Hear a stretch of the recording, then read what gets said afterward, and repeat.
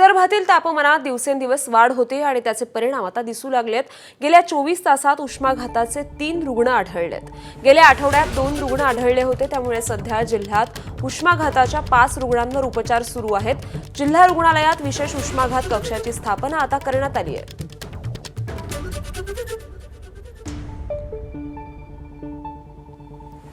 शक्यतोवर जेव्हा उन्हाळ्याचे दिवस असतात त्यावेळेस उन्हाळ्यामध्ये विनाकारण बाहेर पडू नये आणि अशा अतिमहत्त्वाच्या कामासाठी बाहेर पडत असताना आपल्या रुमाल असेल किंवा आपल्याला सावली मिळेल यासाठी छत्री वगैरेचा वापर करावा आणि दुसरं पाणी पुष्कळ प्रमाणात पिलं गेलं पाहिजे। थोडं अंतरानंतर एखाद्या झाडाखाली बसणे, विसावा घेणे अशा पद्धतीनं जर हे केलं तर नक्कीच उष्माघाताला आपण बळी पडणार नाही। एबीपी माझा, उघडा डोळे बघा नीट।